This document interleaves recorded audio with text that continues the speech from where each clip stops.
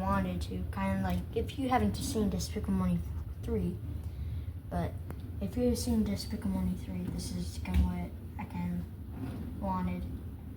And it's really well on terrains when it goes over bumps, so it kind of stays stable when it goes over bumps. Oh, okay. Put the rubber bands on here so they don't, and then put them in the front if you want.